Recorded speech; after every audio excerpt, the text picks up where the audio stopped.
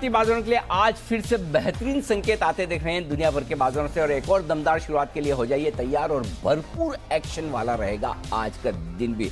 आज मुंबई स्टूडियो से मैं और दीप दोनों हैं आपके साथ। स्वागत है आप सबका। नमस्कार, मैं हूं अनिल सिंह जी। और नमस्कार, मैं हूं दीपांशु भटनारी। और अनिल जी, मार्केट्स में अगर इतना एक्शन हो तो फिर घर से तो एंकरिंग का मजा नहीं आता। बिल्कुल, तो एकदम इस बड़े एक्शन के लिए हम तैयार हैं, आप तैयार हैं, और मुझे लगता है कि आज जिस तरह के संकेत आते हुए दिख रहे हैं, पहले एक बार उन ट्रिगर्स पर नजर डाल दें और उसके बाद बढ़ते हैं आगे। आज दुनिया भर के बाजारों से उम्मीद से कहीं बेहतर ट्रिगर्स आते दिख रहे हैं। अमेरिकी बाजारों में जो पौने 500 अंकों की उछाल हुई है वो कहीं ज्यादा है। नेस्डेक 2% से ज्यादा भागा है। ट्रंप साहब को उम्मीद के मुताबिक अस्पताल से जल्दी छुट्टी मिल गई और अब वो फिर से फुल फ्लेज एक्शन में लौटने की तैयारी करेंगे। हालांकि इलाज उनका चलता रहेगा। कच्चा तेल ये तेजी से उछला है, ये इंटरेस्टिंग है और बड़ा वोलेटाइल हुआ है। एक दिन तेजी से गिरना, एक दिन तेजी से उछलना। और ब्रिटानिया ये बोनस डिबेंचर दे रही है, बोनस शेयर नहीं, बोनस डिबेंचर देने जा रही है, और साथ ही 12.5 रुपए का डिविडेंड भी। तो ये है आज के कुछ बड़े ट्रिगर्स जिन पर रखिए नजर। बिल्कुल। और अनिल जी, इतना भरपूर एक्शन हम देख रहे हैं। पिछले थर्सडे से जो तेजी भारतीय बाजारों में शुरू हुई है, आज भी वो बरकरार रहनी चाहिए। तो मार्केट्स की तो बात करेंगे सर, पर उससे जो बड़ी खबर है जिस पर सबका फोकस है, और आज हम उस पर एक स्पेशल शो भी करेंगे 11 बजे, उसका थोड़ा हिंट दीजिए सर। ये वेदांता को लेकर इतने सवाल उठ रहे हैं, इतना कंफ्यूजन है, कैसे क्लियर करें इसे? बिल्कुल, और आज मैं और दीप अगर आपको स्टूडियो में नजर आ रहे हैं तो उसकी सबसे बड़ी वजह ही यही है कि हम 11 बजे आज आपको वेदांता की डी लिस्टिंग पर एक बड़ा शो करने वाले हैं।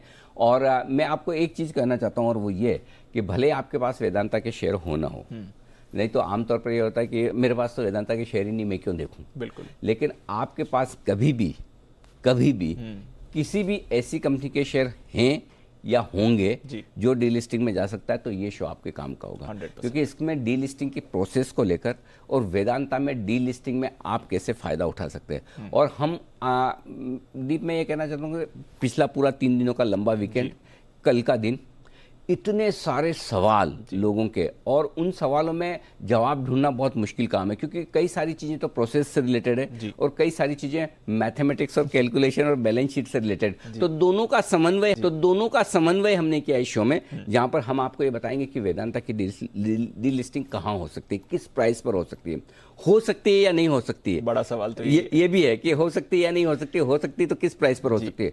और मैं अगर आपको एक चीज कहूं कि डी लिस्टिंग हो या ना हो, आपके लिए मुनाफा बनाना या फायदा उठाना फिर भी पॉसिबल है जी। और रिटेल इन्वेस्टर्स जो आप हैं, आपके हाथ में 3 इक्के हैं जो लोगों को पता नहीं है।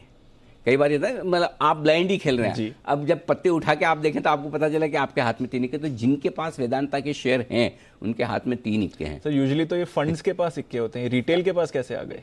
यही तो खास बात है। फंड्स डिसाइड करते हैं कि डीलिस्टिंग होगी या नहीं होगी, लेकिन आपके पत्ते तो आपके हाथ में। आपके पत्ते आप किस तरह से बेहतर तरीके से चल सकते हैं, इस पर पूरी डिटेल रिसर्च हमने की है, पूरी कैलकुलेशन हमने की है, और किस तरह से आप इसका फायदा उठा सकते हैं। ये बेहद इंटरेस्टिंग शो होगा, बेहद काम का होगा। और मैं एक रिक्वेस्ट हमारे सारे दर्शकों से करना चाहता हूँ, भले ही आपके पास वेदांता का शेयर है नहीं है, लेकिन कई बार ये होता है कि वो कहता नहीं कि अगर आप देखेंगे, सुनेंगे, समझेंगे तो ये जिंदगी में आपके काम आने वाला शो है जी। जिंदगी में आपके काम आने वाला शो है। मैं आपको कह सकता हूँ, आपकी अगर दीप में कई बार ये कहता हूँ कि जिंदगी में आप सबसे बड़ा गिफ्ट किसी को क्या दे सकते हैं? अपना समय, नॉलेज, समय। अगर आप मेरे पास आए चाय पीने के लिए, आधा घंटे आप मेरे पास बैठे, जिंदगी में आपके पास वो समय वापस नहीं आ सकता, कितने ही पैसे खर्च कर। 100%। मैं आपको इतनी गारंटी से, दावे से कह सकता हूँ कि ये आधा घंटा जो आप देंगे, आप जिंदगी में रिग्रेट नहीं करेंगे कि मैंने आधा घंटा, इसमें हमने इतनी मेहनत की है। तो इसका फ़ायदा आपको लेना चाहिए, ये शो ज़रूर देखना चाहिए। और इसमें हम इन वेदांता की डी लिस्टिंग से जुड़े हुए तमाम पहलुओं का आपको खुलासा करेंगे। साथ ही हम आपको बताएंगे शेयर टेंडर करने हैं, नहीं करने हैं, नहीं किए बगैर कैसे फ़ायदा उठा सकते हैं, करके कैसे फ़ायदा उठा सकते हैं, करेंगे तो क्या फ़ायदा नुकसान है, नहीं करेंगे तो क्या फ़ायदा नुकसान है। वेदांता की डी लिस्टिंग को लेकर जो कुछ सवाल आपके मन में, सारे सवालों के जवाब आपको 11 बजे तक। बिल्कुल। तो 11 बजे का तो इंतज़ार है सर। और मैं तो कह सकता हूँ जितने रिस्पॉन्स आ रहे हैं ऑलरेडी इस बात पर जी, काफी लोग इस बात में इंटरेस्टेड हैं कि तो मैं और वेदांता दीप दोनों ही मिलकर ये शो करेंगे और इसकी हम तैयारी पिछले 4 दिनों से कर ही रहे हैं। मैंने आपका वीकेंड तो खराब कर ही दिया, आपका अरमान, हमारे वरुण, सारी पूरी टीम लगी हुई थी, प्लस हमारे श्रेष्ठा और बाकी सारे लोग जो पूरी टीम लगी हुई, तो सबका मैंने वीकेंड खराब किया, लंबा वाला वो भी, तो उसका फायदा आपको जरूर आते हुए दिखेगा, तो शो मिस मत करिएगा। बिल्कुल अनिल जी, तो वेदांता पर तो हमारा फोकस है सर, मार्केट एक्शन पर भी फोकस है। ग्लोबल क्यूज के बारे में पहले बात करते हैं सर। ट्रम्प साहब तो 5 दिन में ही कोरोना से ठीक हो गए, हालांकि व्हाइट हाउस में इलाज चलता रहेगा, बट मार्केट्स काफी खुश हैं कि उन्हें हॉस्पिटल से एटलीस्ट डिस्चार्ज मिल गया है, और उन्होंने भी काफी पॉजिटिव ट्वीट्स भी करे हैं। जी, सबसे बढ़िया बात दीप इसमें ये कि जो एक अनिश्चितता अदरवाइज बन सकती थी कि अगर वो 15 दिन हॉस्पिटल में रहे, 10 दिन हॉस्पिटल में रहे, तो चुनाव का क्या होगा, तो वो हट गई है। करेक्ट। हालांकि वैसे तो अमेरिका के नियमों के मुताबिक चुनाव समय पर होते ही होते, फिर भी एक दिमाग में रहता है ना कि कहीं कोई हो न जाए, अटक न जाए, रुक न जाए, तो कम से कम वो चीज़ बाहर निकल गई है। और अच्छी बात है कि देखिए कोई भी हो जल्दी स्वास्थ्य से लाभ करे, वो अच्छी बात है, तो ये एक अच्छा संकेत है। लेकिन अमेरिकी बाजार जो दौड़ रहे हैं, दौड़ने के पीछे है राहत पैकेज। मैं तो एक्चुअली अब तो मेरी ऐसी फीलिंग होने लगी है कि राहत पैकेज आए ना, ये आए तो बहुत आराम से आए, जब तक ना आए तब तक तो चल रहा है, एंटिसिपेशन में चल हाँ, उम्मीद में ही भागे जा रहे हैं, उम्मीद में ही मजबूत हो रहे हैं। आने के बाद क्या होगा पता नहीं, सेल ऑन न्यूज ना हो जाए। तो इसलिए बढ़िया ये है कि राहत पैकेज ना भी आए, लेकिन बाजार चलते रहे, वो ज्यादा ठीक है। अभी तो ट्रेंड वही दिख रहा है। तो ओवरऑल ग्लोबल संकेत बहुत ही बेहतरीन है, इसमें कोई डाउट नहीं है। उम्मीद से कहीं बेहतरीन तेजी अमेरिका में बनी है, और उसके बाद भी फ्यूचर्स अभी भी डाउ के मजबूत ट्रेड करते हुए दिख रहे हैं। तो मुझे लगता है कि इससे बढ़िया और इससे बेहतर ग्लोबल संकेतों की आप उम्मीद कर नहीं सकते हैं। ट्रम्प साहब का अस्पताल से डिस्चार्ज होना और राहत पैकेज की उम्मीद, दोनों ही हमारे बड़े काम आएंगे सर। और इस पर मेरा एक छोटा सवाल भी है, जब हम पोजीशंस की बात करेंगे सर, तो मैं पूछूंगा कि पोजीशंस बनाने के लिए इन क्यूज का कैसे फायदा उठा सकते हैं सर। पर इसके अलावा जो हम भी देख रहे हैं कि सर थर्सडे को अच्छा मूवमेंट रहा, कल भी शानदार एक्शन देखने को मिला, पॉजिटिव ग्लोबल क्यूज है, तो क्या हमारा भी एक्शन ऐसे ही दिखेगा, बरकरार रहेगा? फॉर अ चेंज दीप, हमारे यहाँ थोड़े से संकेत पॉजिटिव से न्यूट्रल साइड पर ज्यादा होते दिखे। ग्लोबल में न्यूट्रल से पॉजिटिव मानकर चल रहा हूँ। ग्लोबल संकेत एक बार आप चाहें तो पॉजिटिव भी कर सकते हैं, चलिए ग्लोबल संकेतों में तो दिक्कत नहीं है, लेकिन एफआईएस के संकेत न्यूट्रल है, घरेलू फंड्स के संकेत न्यूट्रल है, वायदा कारोबार के संकेत न्यूट्रल हैं, ट्रेंड और सेंटीमेंट ये दोनों ही पॉजिटिव है। तो ये आपके लिए एक बड़ा बदलाव है, ट्रेंड और सेंटीमेंट में ये पॉजिटिव है जी। अब आइए, आज के है ना, मैंने लेवल्स और रेंज बहुत छोटे छोटे कर दिए, बड़े आसानी से आपको याद भी रह जाएंगे, क्योंकि मुझे डेटा में पिक्चर क्लियर दिख रही है। 11,350, 11,450 निफ्टी पर मजबूत सपोर्ट जोन है अब आज के लिए, और 11,575, 11,650 ऊपर की 75 पॉइंट की रेंज, ये आपकी ऊपरी रेंज है। तो ज़्यादा संभावना है कि इसी रेंज में अगर नीचे मिलेगा तो आपको खरीदना है, ऊपर आएगा तो आपको प्रॉफिट बुक करनी है। नीचे की रेंज में अब 11,500 बड़ा बेस हो जाएगा गैप से खुलने के बाद, तो 11,500 के नीचे से आपको गिनना शुरू करना है कि आप कमजोर हैं या नहीं। जब तक 11,500 के ऊपर है आप मजबूती माने जाएंगे, इसमें कोई डाउट नहीं है। बैंक निफ्टी 22,050, 22,250 ये आपके लिए मजबूत सपोर्ट जोन है दिन के लिए। असली कमजोरी की शुरुआत 22,000 के नीचे ही होगी, तो जब तक आप 22,000 के ऊपर हैं तब तक डरने घबराने की बिल्कुल जरूरत है नहीं। 22,800 से 22,950 ये है आपके लिए ऊपरी रेंज, जिस पर आपको फोकस करना है बैंक निफ्टी के लिए, वहां तक जाने की संभावनाएं बनेगी। दिन की छोटी रेंज 11,450, 11,575 है दिन की छोटी रेंज। 11,400 से 11,625 ये दिन की मीडियम रेंज है। 11,350 से 11,650। अब इसमें एक ही परिवर्तन करना है दीप, वो ये कि गैप से खुलने के बाद है ना, इस रेंज को 50-50 पॉइंट ऊपर शिफ्ट कर देना है, जिससे दिन की रेंज हो जाएगी छोटी वाली 11,500, 11,575, ठीक है। मीडियम रेंज 11,450, 11,625, ऊपरी रेंज वही रहेगी। नीचे वाली रेंज को आपको 50-50 पॉइंट ऊपर कर लेना है, और जो बड़ी रेंज है वो 11,400 से 11,650 की हो जाएगी, ये गैप से खुलने के बाद। एक बार आप 11,550 क्रॉस कर लें, 11,575 क्रॉस कर लें, तब आप रेंज को 50-50 पॉइंट ऊपर शिफ्ट कर लें, ये ठीक रहेगा। बैंक निफ्टी 22,250, 22,650 आज दिन की छोटी रेंज होगी। 22,050, 22,800 दिन की मीडियम रेंज है। 22,750, 22,800 हल्की रुकावट का लेवल है, और अल्टीमेटली 21,950, 22,950 ये 1000 पॉइंट की रेंज आपके लिए बैंक निफ्टी पर बड़ी रेंज के तौर पर काम आएगी। जी सर, इसमें एक छोटा सा सवाल था, आखिरी बार जब हम 11,500 के ऊपर गए थे और होल्ड किया था, तो फिर 11,800 तक, 11,794 ऑलमोस्ट 11,800 तक रफ्तार, राउंड ऑफ करके। एग्जैक्टली। क्या इस बार वैसे संकेत या वैसी पॉसिबिलिटी दिख रही है अगर ग्लोबल क्यूज भी सपोर्टिव रहे तो? हाँ है। देखिए दीप क्या था, 11,794 से 10,804, सॉरी 10,790, 1000 एग्जैक्टली 1000 पॉइंट का करेक्शन आप दीजिए, ठीक है। 1000 पॉइंट से आप अब यहाँ पर आ गए 700 पॉइंट वापस ऊपर, और ठीक है। तो एक 10% का करेक्शन हुआ टॉप से, और उस 10% के करेक्शन में से भी 70% आप ऊपर आ गए, तो मजबूत तो हो गए, 50% पार करते आप मजबूत हो गए। तो इसमें इनफैक्ट मैं ये कहूँगा, आपका जो सवाल है कि क्या 11,800 हो सकता है, ग्लोबल मार्केट थोड़े भी सपोर्टिव है तो आप इस बार 11,800 पे नहीं रुकेंगे। इस बार आपका टारगेट 12,000 12,200 की रेंज का होगा। तो फिर ऑल टाइम हाई के करीब ही पहुंच रहे हैं। अब अगर आप 11,800 पार नहीं करेंगे तो कब करेंगे? सही बात है ना। तो रुकने के लिए एक बार उस लेवल पे आप रुक सकते हैं, क्योंकि लाइफ टाइम हाई भी आपका 12,432 के आसपास का है, राइट।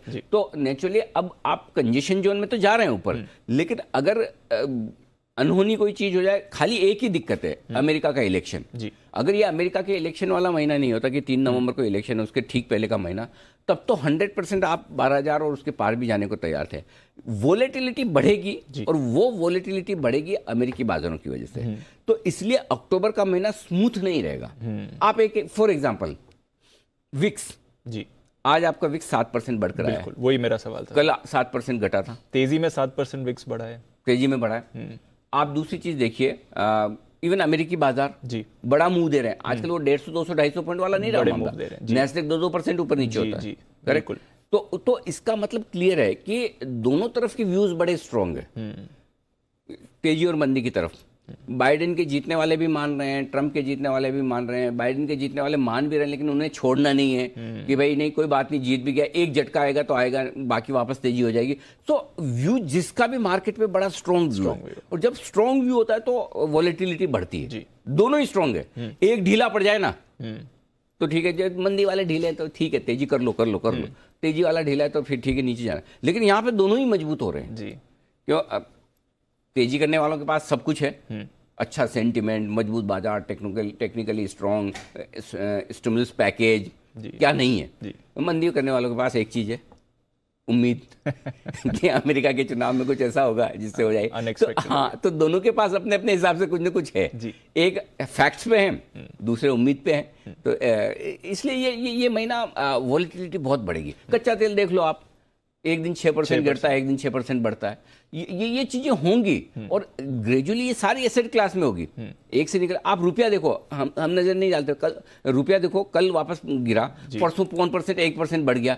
तो करेंसी मार्केट में वोलेटिलिटी हो रही है। तो अब ये महीना आपको, अक्टूबर का महीना, बचे हुए समय में gap up, gap down, intraday के बड़े मूव तैयार रहना पड़ेगा। तो सर इसी में फिर पोजीशन का भी सवाल यहीं पे पूछ लेता हूं। तो इसमें पोजीशन कैसे संभालनी चाहिए? इंट्राडे पोजीशन ही रखिए, ओवरनाइट कैरी नहीं करिए, या फिर ओवरनाइट किस कॉन्फिडेंस से कैरी करें? ओवरनाइट पोजीशन में बहुत हेज होके चलना पड़ेगा, बिना हेजिंग के न करें, क्योंकि कभी भी किसी भी तरफ आप गलत पड़ सकते हैं, और बड़ा गलत पड़ सकते हैं। तो ओवरनाइट पोजीशन के लिए थोड़ी सी चिंता की बात 100%। तो आमतौर पर हम बड़े कॉन्फिडेंटली कहते हैं कि लेके जाइए। मैं कई बार सीधा ऑप्शन ही कहता हूँ या फ्यूचर्स भी कहता हूँ, लेकिन अभी भी आप कल भी देखिए, तो कल हमने निफ्टी और बैंक निफ्टी लॉन्ग करने की राय दी, लेकिन ऊपर का ऑप्शन आप बेच के जाइए, क्योंकि आपको वो तैयारी, रिस्क आपकी लेकर चलनी पड़ेगी। तो ओवरनाइट पोजीशन रखना थोड़ा रिस्की है। दूसरी बात एक और है दीप, अल्टीमेटली आप ओवरनाइट पोजीशन क्यों रखना चाहते हैं? कमाने के लिए। मैं फिर वही कहूंगा, हमारी तो लाइन ही वही कि होप फॉर द बेस्ट और प्रिपेयर फॉर द वर्स्ट। अगर आपको इंट्राडे में बाजार मुंह दे रहा है, ठीक है, कल भी कल जब बाजार गिरा, हमारी यही राय थी कि खरीदना चाहिए, आपको बेचना नहीं, चिंता मत करिए। 11,450, 11,500 मजबूत सपोर्ट जोन है। अगर आपको दिन के दौरान बाजार मौके दे रहा है, अगर आप ध्यान लगाकर, दिमाग लगाकर सही वक्त पर एंट्री एग्जिट दिन में ही कर लें, तो ओवरनाइट पोजीशन रखनी क्यों है? ट्रेड ही तो करना है। तो मेरे ख्याल से, और अगर ओवरनाइट पोजीशन में अगर रिस्क रिवॉर्ड रेशियो फेवरेबल है, 11,575 का हाई बनाकर 11,500 पर आपको निफ्टी मिल रहा है, वहां आप ओवरनाइट पोजीशन लेकर जाएं तो आपके लिए 75 पॉइंट का क्वेश्चन ऊपर से नीचे हो गया, तब तो ठीक है। अदरवाइज आपको ये देखना जरूरी है कि क्या पोजीशन ओवरनाइट रखने के लिए मेरे लिए रिस्क रिवॉर्ड रेशियो फेवरेबल है कि नहीं, वो देखना जरूरी है, वो समझना जरूरी है। बिल्कुल सर, वो लेफ्ट आउट वाली फीलिंग आ जाती है लोगों को कि अरे कहीं नहीं जाने वाला मार्केट है ये। हमारे से पहले कितनी जनरेशन आ गई, ये मार्केट चल रहा है, हमारे बाद कितनी जनरेशन चलेगा, मार्केट कहीं जाने वाला नहीं है।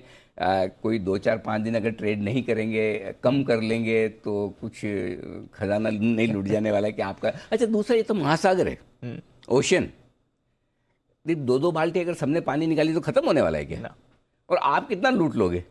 तो इसलिए प्लीज ये मत सोचिए कि मौका नहीं मिलेगा, खूब मौका मिलेगा, हर रोज मिलेगा, जितना चाहिए उतना मिलेगा। रिस्क ध्यान में रखना जरूरी है, बस रिस्क आप ध्यान में रखो, पैसे तो अपने आप बन जाएंगे। बिल्कुल। तो रिस्क मैनेजमेंट आप करिए। पोजीशंस का तो अनिल जी आपको रोज बताते ही रहते हैं किस तरह से आप बाजार में पोजीशन ले सकते हैं। सर, एफआईएस की इंडेक्स पोजीशन अनचेंज्ड है, पीसीआर अब थोड़ा कंफर्टेबल लेवल पर आपको आते हुए दिखा है? पीसीआर एक दिन में कंफर्टेबल हो गया, एफआई 66 पे 66 ही है, 155 से 137 आया। तो हम कल बात ही कर रहे थे कि देखिए थोड़ा ऊपर जाएगा तो, और देखिए इसीलिए ऊपर के लेवल से हल्का करेक्शन भी आया 75 पॉइंट का। देखिए कल दीप अगर आप देखो तो कल करेक्शन की कोई वजह नहीं थी, डाउ फ्यूचर्स मजबूत थे जी, उस हिसाब से करेक्शन नहीं होना। लेकिन आपकी पोजीशन भी तो आपको देखनी है। हमारे बाजार अगर 155 के पीसीआर पे हैं और बढ़कर 165 170 हो जाता है दिन के दौरान, तो फिर आपको करेक्शन आएगा ही, प्रॉफिट बुकिंग जी, और वो प्रॉफिट बुकिंग हेल्दी है।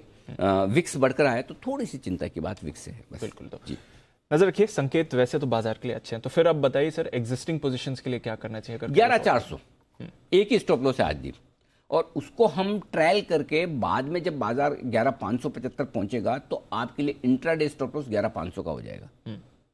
अभी आप 11,400 का रखिए, ओके। बाद में इंट्राडे के लिए 11,500 और क्लोजिंग के लिए 11,450, ये स्टॉप लॉस हम ऊपर खींचेंगे। बैंक निफ्टी के लिए आज मैंने बहुत छोटा स्टॉप लॉस दिया है, 22,200 का, खाली 150 पौने 200 पॉइंट नीचे। मुझे रिस्क नहीं चाहिए बैंक निफ्टी में, बैंक निफ्टी में रिस्क नहीं चाहिए। तो 22,200 के नीचे जाए दिन के दौरान या क्लोज होता दिखे तो एक बार बैंक निफ्टी से निकल जाइए। ओके।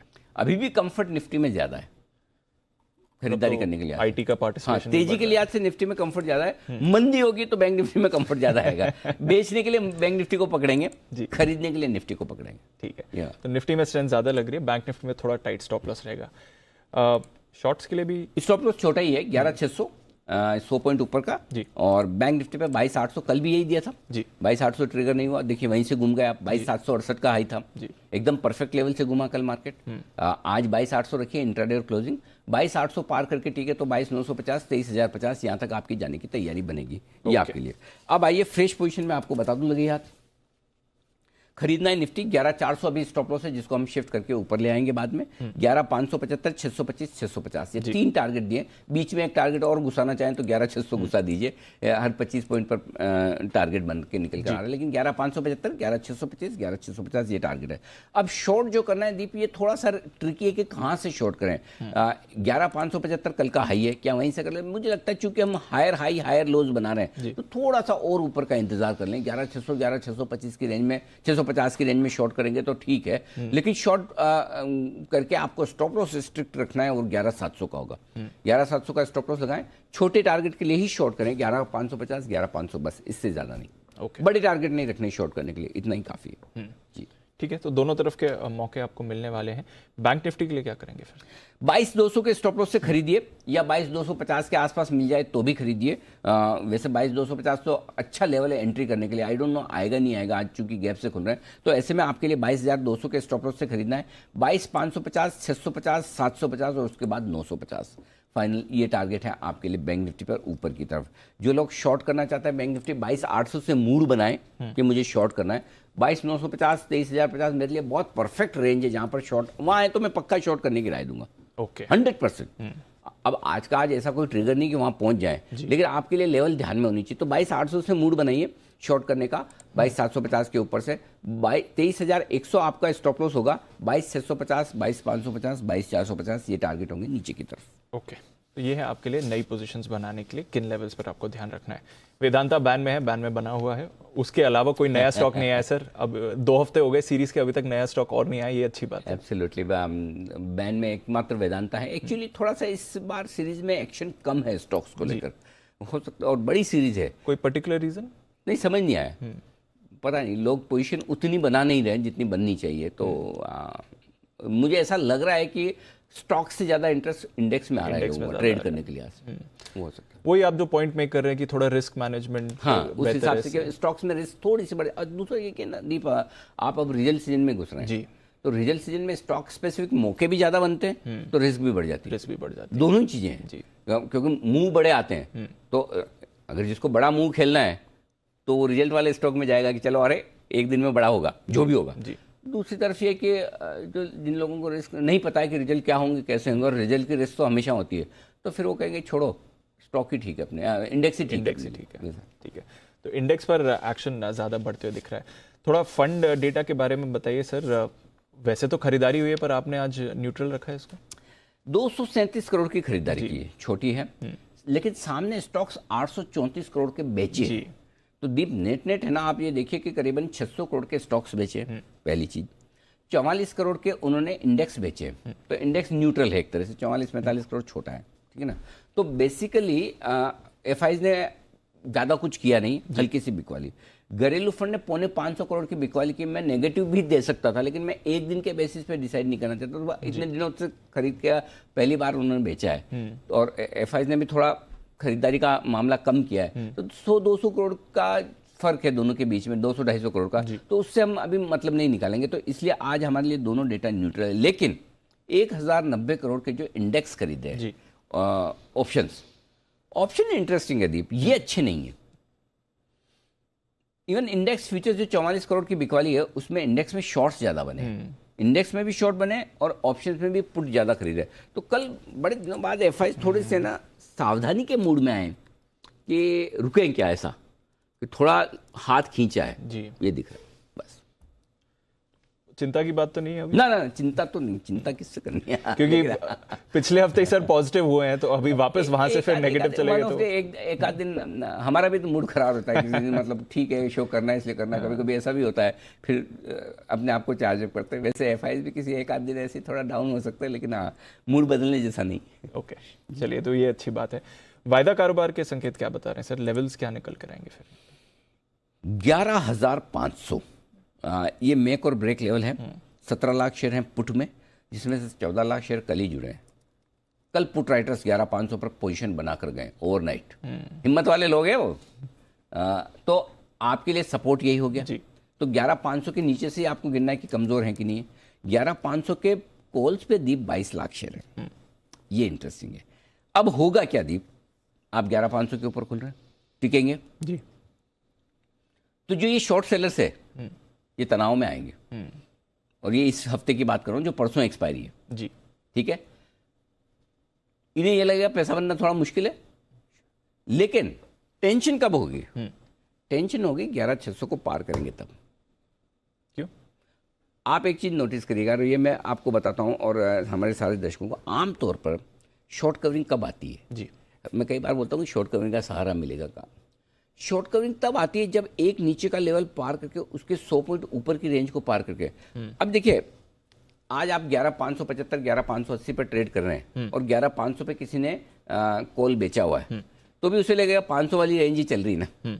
और जैसे ही 11,600 वाली रेंज में आप चले जाते हो तो उसको लगता है 100 पॉइंट ऊपर शिफ्ट हो गई रेंज, और वहां पर फिर शॉर्ट कवरिंग आने लगती है। तो 11,500 के जो कॉल राइटर्स है उनकी शॉर्ट कवरिंग 11,600 के ऊपर आएगी, शिफ्ट हो जाएगी। हाँ, 11,600 वालों की कॉल शॉर्ट कवरिंग 11,700 के ऊपर आएगी। तो स्पॉट लेवल पे आपका 11,600 पार करते 11,500 टेंशन में। ओके, काटो, शुरू करो, सोचो, है ना, बेस शिफ्ट होता है ऊपर की तरफ। तो इसलिए 11,600 हाईएस्ट ओपन इंटरेस्ट भी है कॉल्स में। आप देखिए मजे की बात, देखिए परसों की एक्सपायरी में हाईएस्ट ओपन इंटरेस्ट पुट में कहाँ है? 11,500। कॉल्स में क्या है, कहाँ है? 11,600, 100 पॉइंट की रेंज में। इसका मतलब है कि विक्स तो कुछ और बता रहा है कि 7% बढ़ाऊं, मतलब मुझे वॉलेटिलिटी दिख रही है, और एफएनओ के डेटा कुछ और बता रहे हैं कि 100 पॉइंट की रेंज है जी।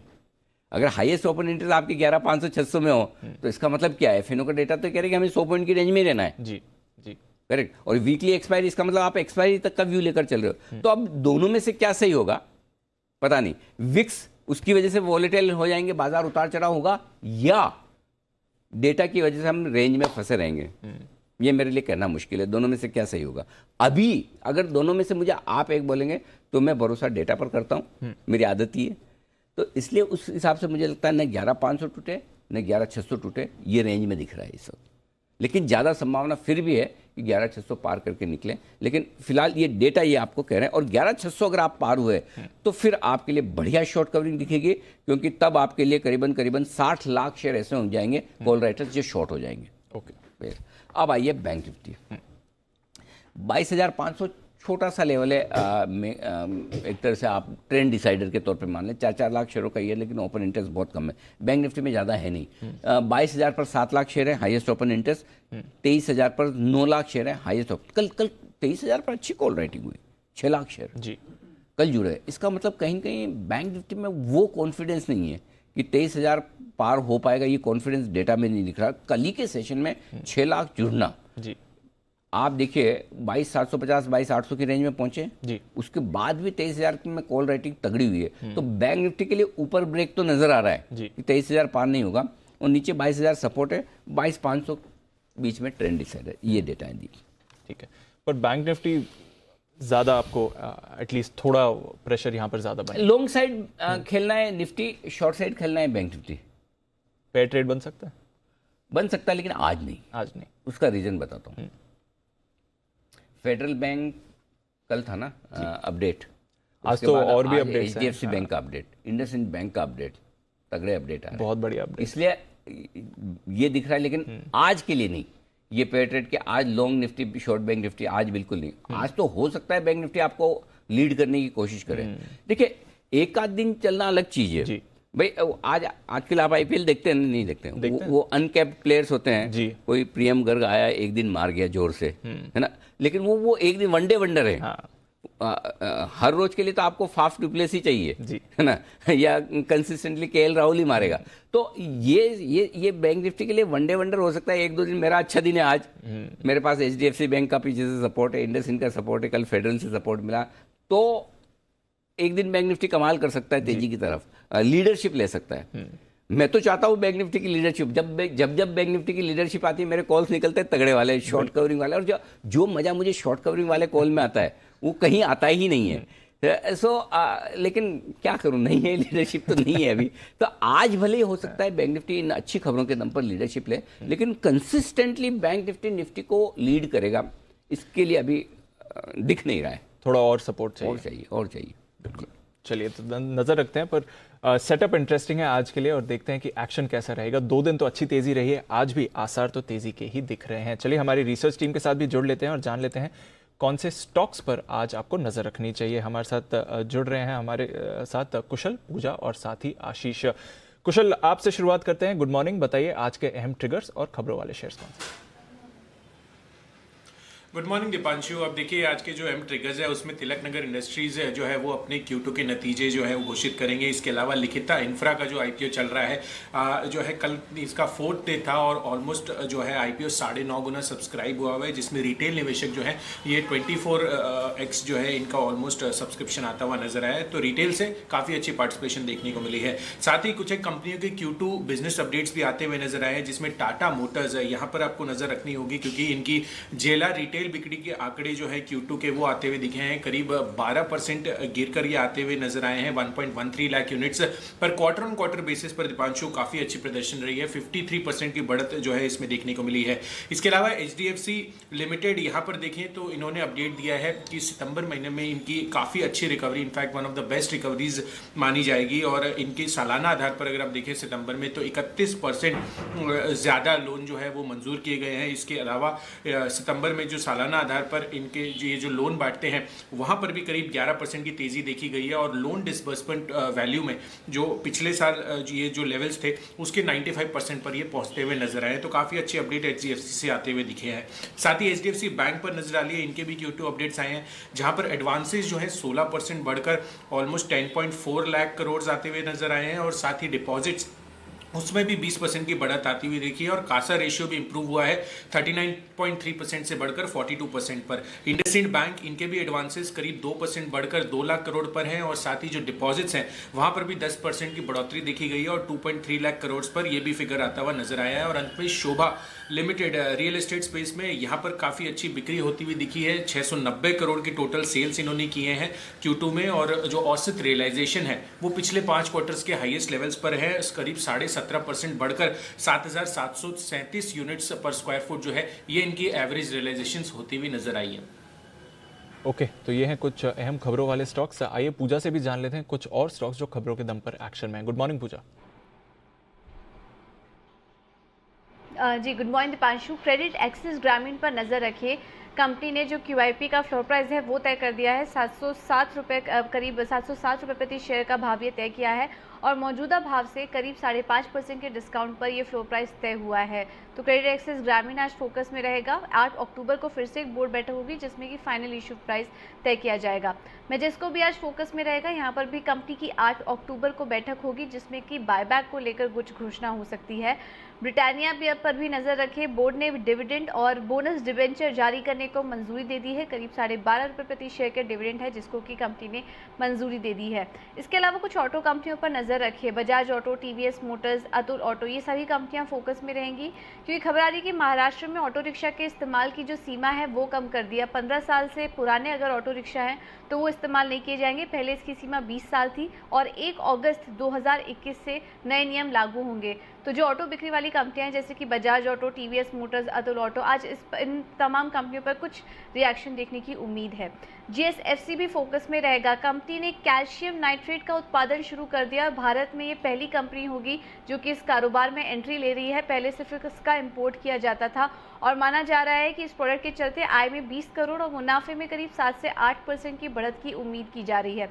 और आखिर में बात करते हैं इन्फो एज की। करीब 4 इक्विटी फंड्स की कुल $15 करोड़ के निवेश करने की योजना है। यहाँ पे कुछ बड़े फंड हाउस का नाम सामने निकल कर आ रहा है और यूके की बेली गिफोर्ड की भी कंपनी में अतिरिक्त निवेश करने की योजना है और कुल कंपनी के फिलहाल $60 करोड़ जुटाने की योजना है। ऑर्डर वॉल्यूम भी प्री कोविड की तुलना में 70% के स्तर पर पहुंच चुके हैं। ये भी एक अपडेट आ रहा है इन्फो एज की तरफ से। तो इस स्टॉक पर भी आज आप नजर रखिए। तो नज़र रखिए इन स्टॉक्स पर। और इन्फो एज एक बार फिर से आपको फंड एक्शन की वजह से या नए इन्वेस्टमेंट्स आने की वजह से एक्शन में आते हुए दिखेगा। चलिए देख लेते हैं आज ब्रोकरेजेस का क्या कहना है FIR में।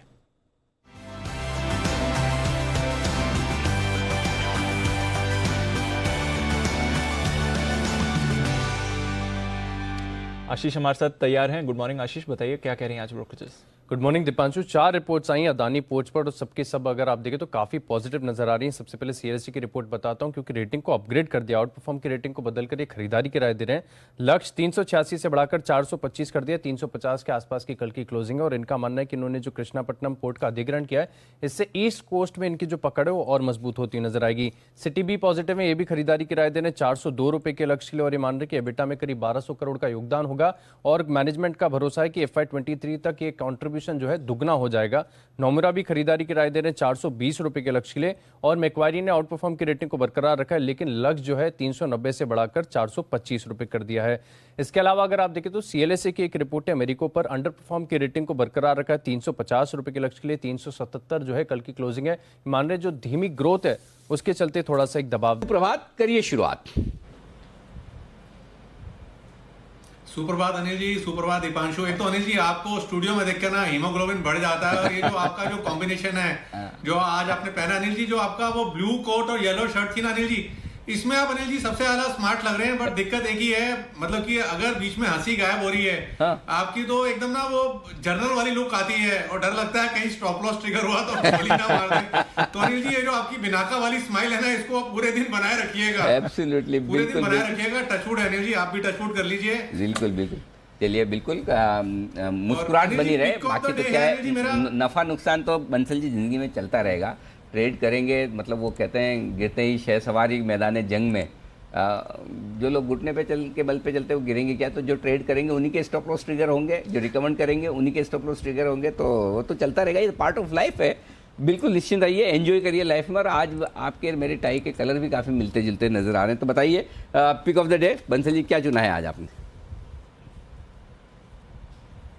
अनिल जी ग्लेनमार्क फार्मा, जब से फार्मा पूरा फ्लेवर में है और ग्लेनमार्क फार्मा पे खरीदारी की राय है। 486 का स्टॉप लॉस है, 517 के टारगेट के लिए ग्लेनमार्क फार्मा को खरीदने की राय है। ग्लेनमार्क खरीदने, ये है आपके लिए राय बंसल जी की तरफ से। आइए Kiran ji, good morning sir, बताइए आपका क्या इरादा है, क्या खरीदेंगे। अनिल जी वेरी गुड मॉर्निंग। दीप वेरी गुड मॉर्निंग। बाय ही करके चलना चाहिए और फार्मा में ही बाय है। मेरा बाय है कैडिला पे। मेरा मानना है कि 414.15 का क्लोज है। इधर से मुझे लगता है कि फर्स्ट जो छोटा सा बैरियर है वो है करीबन 425 का। ये एक बार क्रॉस कर देगा तो इसमें बहुत अच्छी मूव देखने को मिलेगी और पोजिशनली मुझे लगता है कि 2 से 3 दिन अगर वक्त देते हैं तो 445 446 के टारगेट देखने को मिलेंगे। इस पोजिशनल टारगेट के लिए अगर लॉन्ग पोजिशंस कोई करता है तो मेरा मानना है कि 405 का मेरा स्टॉप लॉस रहेगा। तो 5 के स्टॉप लॉस से खरीदें, 425 पहले छोटा टारगेट रखें और उसके पार होने के बाद 445 तक की भी तैयारी हो सकती है कैडिला की। कल के सेशन में भी बड़ा जबरदस्त एक्शन आया और आज जिस क्रांति की बात की थी कुणाल जी ने, उस क्रांति को आगे बढ़ाने का काम बंसल जी और किरण जी कर रहे हैं कि फार्मा शेयरों में क्रांति हो रही है। सुप्रभात कुणाल जी, क्या आपका भी इरादा कोई फार्मा शेयर कंपनी खरीदने का है? सुप्रभात अनिल जी। देखिए बिल्कुल अनिल जी, देखिए जो क्रांति चल रही है वो बहुत आगे तक जाएगी और अनिल जी इन स्टॉक्स का दमन भी बहुत ज्यादा हुआ है, तो बिल्कुल उसी अनुपात में यहाँ पर क्रांति हो रही है। अनिल जी मैंने भी एक क्रांतिकारी को चुना है और ये अगर आप पूछें अनिल जी तो ये पायनियर है, यानी कि जब क्रांति शुरू हुई थी उस समय ये अगुवाई कर रहा था। ये स्टॉक है लॉरस लैब्स अनिल जी, जिस पर के मैंने पहले भी कई दिनों पहले खरीदारी की राय दी थी, उसके बाद बड़ी तेजी भी बनी थी। लॉरस लैब्स में अनिल जी फिर से फ्रेश ब्रेकआउट हमने कल के ट्रेड में आते हुए देखा है। तो मेरी राय में अगर आज आपको एक फार्मा कंपनी खरीदनी चाहिए तो वो लॉरस लैब्स होनी चाहिए। बहुत ही दमदार चार्ट स्ट्रक्चर है। यहां पर आपको 285 रुपए पर 285 पर स्टॉप लॉस रखना है, 295 रुपए की बंदी है और 315 रुपए का पहला टारगेट होगा। 315 के टारगेट के लिए लॉरस लैब्स में मेरी खरीदारी की। तो ये क्रांति जो शुरू हुई है बहुत दमन किए हुए इन शेयरों में कि फार्मा शेयरों की हालत बड़ी पिटाई बहुत जबरदस्त हो गई थी, ऐसा कि जैसे कंपनियां बंद हो जाएगी, लोग दवा खाना बंद कर देंगे। मतलब ये समाजवाद से पूरी तरह से पूंजीवाद की तरफ नहीं पहुंच गए। अनिल जी देखिए ऐसा ही होता है, देखिए समाजवाद अनिल जी टिक नहीं पाता है, अंत में तो पूंजीवाद की जीत होती है। बिल्कुल। तो अब ये दबे कुचले और दमन वाले नहीं रहे, अब तो ये मतलब एकदम ही मतलब कहाँ मतलब रशिया से अमेरिका वाला मामला हो गया, सोशलिस्ट से एकदम कैपिटलिस्ट टाइप वाले शेयर। थोड़ा मुझे समझा दीजिए, मैं समझ नहीं पाया आप क्या बात। समाजवाद का मतलब वो सोशलिज्म, वहां से हम कैपिटलिज्म ले। हाँ, तो मतलब पहले हालत इनकी ऐसी थी सोशलिज्म वाली, अब कैपिटलिज्म वाली हालत हो गई। अब तो मतलब खाली फार्मा ही चलता है। सब कितने कितने गुना हो गए। दमन वर्ड यूज किया कुणाल जी ने, सप्रेस करना। हाँ, कि मतलब जो दबे कुछ लोअर क्लास को जिनको सप्रेस करते हैं, ये उनकी शेयरों की हालत वैसी थी। कुणाल जी आपकी कक्षा लेंगे, हिंदी के महारथी हैं बिल्कुल। तो चलिए, तो ये है आपके लिए लॉरस लैब में खरीदारी करने की राय, 285 के स्टॉप लॉस से 315 के टारगेट के लिए। आइए ये सारे स्टॉक्स तो आपको रखना है। वागले साहब भी आ चुके हैं। वागले साहब गुड मॉर्निंग सर, बताइए आप क्या खरीदेंगे? Anil ji good morning, Deepanshu good morning. मेरा बाय होगा इन्फोसिस पे। कल आईटी में विप्रो जिस तरह से मुंह दिया है, इन्फोसिस में वो मुंह आधी ही हो गई है। मुझे लगता है आज कैचअप ट्रेड होगा। आईटी और फार्मा स्ट्रांग लग रहे हैं, फार्मा ज्यादा स्ट्रांग है लेकिन फार्मा में काफी मुंह आई है, तो मैं आईटी चूज करूंगा। इन्फोसिस 1049 का बंद है, 1035 का मेरा स्टॉप लॉस होगा और मेरे को 1080 तक के टारगेट्स के अच्छे चांसेस लग रहे हैं आज के दिन में ही। 1080 तक के टारगेट के लिए खरीदारी करनी है इन्फोसिस में। लेकिन आज का दिन हो सकता है बैंकों के नाम भी, क्योंकि ढेर सारे अपडेट्स उन बैंकों के आ रहे हैं जहां पर एक्शन भरपूर हो सकता है। किरण जी चार्ट देखिए एचडीएफसी बैंक के, जो इनका तिमाही अपडेट आया वो तो बड़ा जबरदस्त है। इनके एडवांसेस यानी कि लोन बढ़े हैं 16%, डिपॉजिट बढ़ी है 20% और कासा रेशियो जो होता है करंट अकाउंट और सेविंग अकाउंट का जो वो 42%, ये भी बढ़कर आया है। तो हर एक लिहाज से एचडीएफसी बैंक में अच्छी परफॉर्मेंस के संकेत साफ आते दिख रहे हैं। चार्ट्स बताइए, खरीदें तो क्या स्टॉप लॉस और टारगेट रखें? देखिए अनिल जी, खरीद के ही चलना चाहिए। न्यूज़ तो काफ़ी स्ट्रांग है और जिस तरीके से हमने 1050 से लेके एक अच्छी रैली देखी है, ऊपर में मुझे लगता है कि 1140 1150 ये एक बड़ा बैरियर है। 1150 ऑप्शन बैरियर भी है। मेरा मानना है कि वो टेस्ट होते नजर आ जाने चाहिए। बाय करना है लगभग इन्हीं लेवल्स पे और आपका स्टॉप लॉस 1100 के नीचे रखना चाहिए। तो करंट लेवल से 1100 के आसपास अगर मिलता है तो बाय करके चलना चाहिए। टारगेट 1150 के ऊपर अगर क्लोजिंग मिलती है तो एक ट्रायंगुलर पैटर्न का ब्रेकआउट लगभग 3 महीने का ब्रेकआउट मिलेगा, तो उसके टारगेट बहुत बड़े होंगे, वो ब्रेकआउट के बाद बात करेंगे। सुमित जी भी तैयार है। आइए सुमित जी गुड मॉर्निंग, बताएं सर आपका pick of the day. Good morning Anil ji, good morning. Anil ji pharma stocks में एक एक करके मोमेंटम देखने को मिल रहा है। तो सन फार्मा यहाँ पे चार्ट्स के ऊपर बढ़िया दिख रहा है। सन फार्मा में कल भी एक अच्छा अपसाइड मूव देखने को मिला था और स्टॉक अब यहाँ से और भी ऊपर का मूव दिखाने को तैयार है। सॉरी, सन फार्मा में जिन्होंने भी लॉन्ग पोजीशंस बनाई है वो पोजीशंस को होल्ड करें।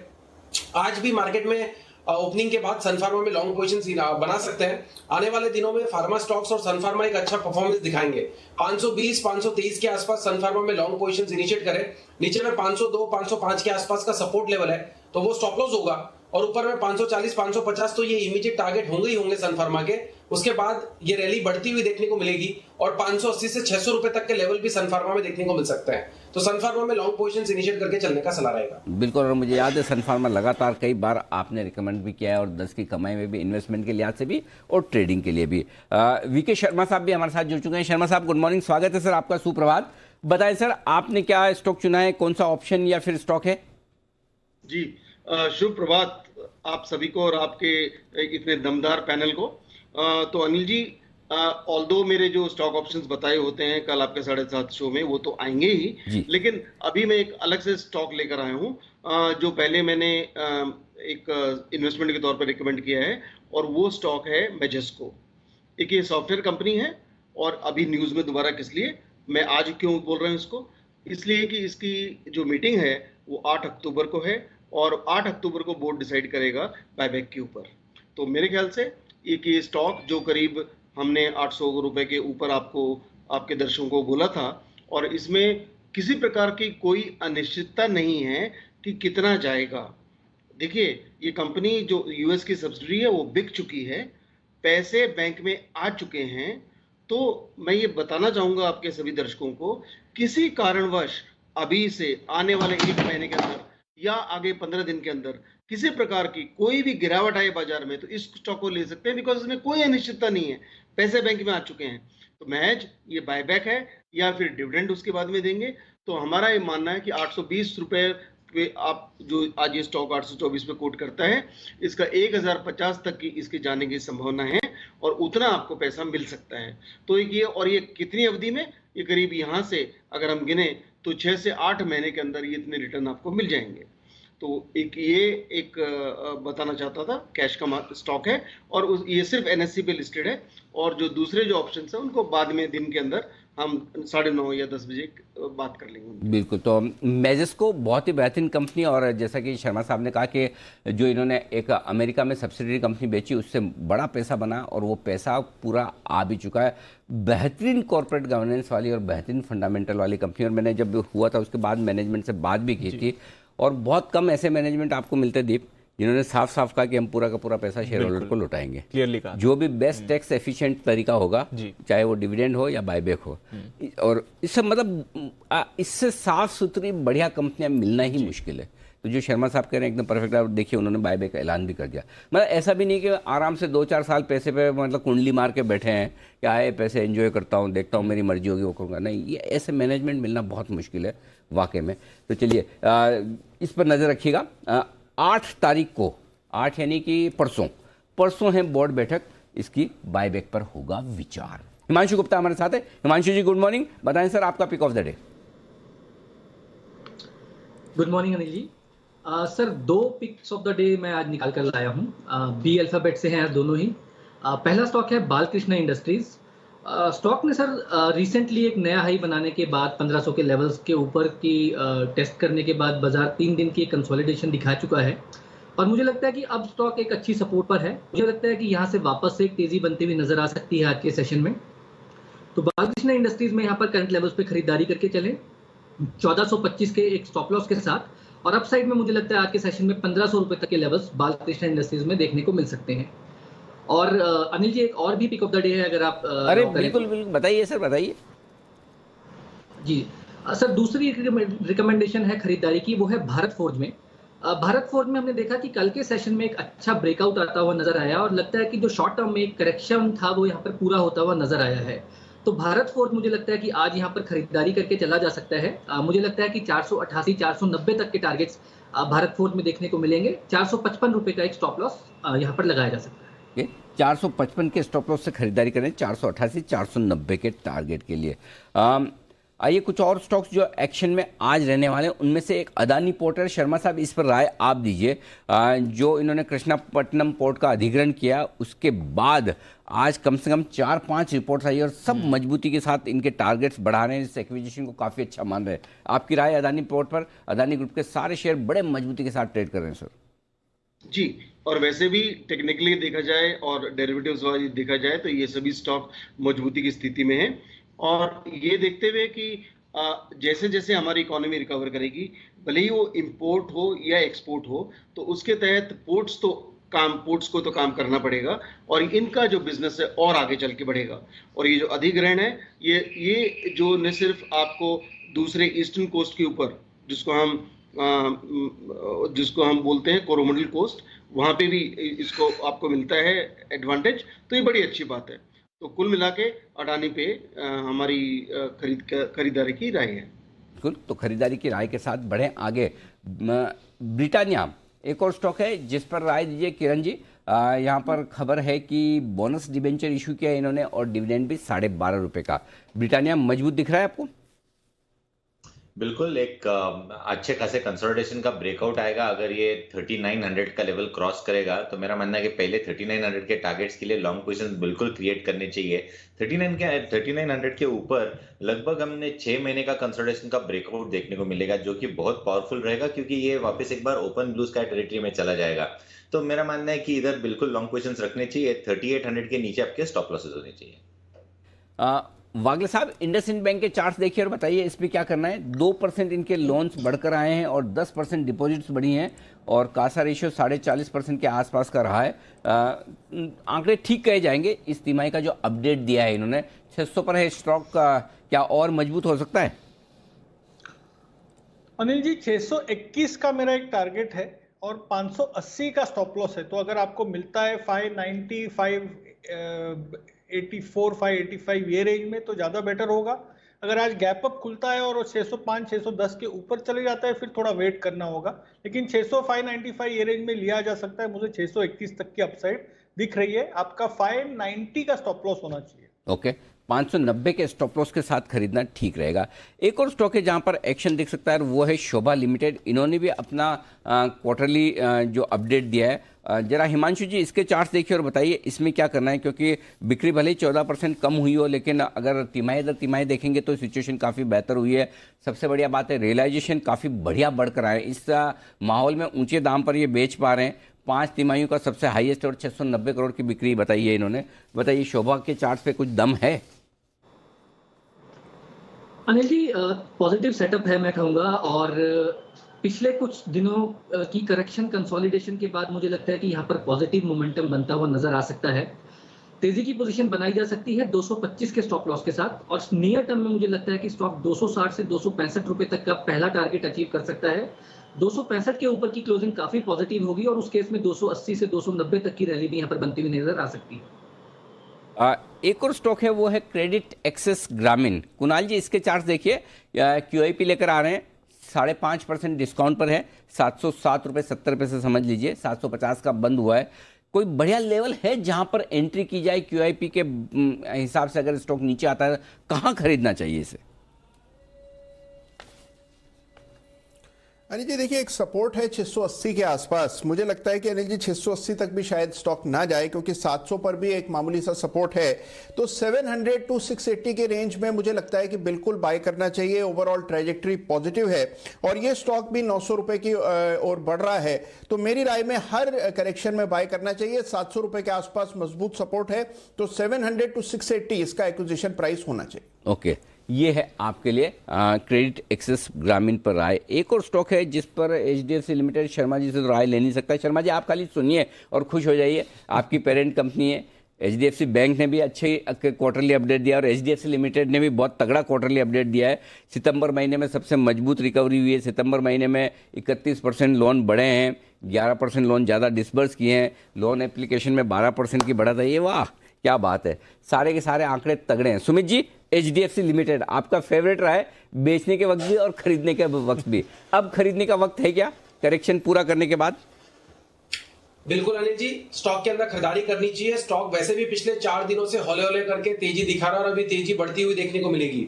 स्टॉक ने नीचे में जो सपोर्ट होल्ड किया है 1700 के आसपास, वहां से एक बाउंस देखने को मिला है और अभी स्टॉक यहां से तेजी दिखाने को तैयार है, जिसमें आने वाले दिनों में 1900 रुपए तक के इमीडिएट टारगेट्स देखने को मिलेंगे और 1900 का लेवल ब्रेक होने पे ये तेजी बढ़ती हुई देखने को और भी ऊपर बढ़ते हुए देखने को मिलेगी फिर हमें। तो फिलहाल ये स्टॉक के अंदर अगर कोई भी डिप आता है 1750 1760 तक, तो लोअर लेवल्स पे खरीदारी करें और एग्जिस्टिंग पोजीशंस को होल्ड करें। 1800 का लेवल तोड़ते ही 1850 से 1900 तक के लेवल देखने को मिलेंगे।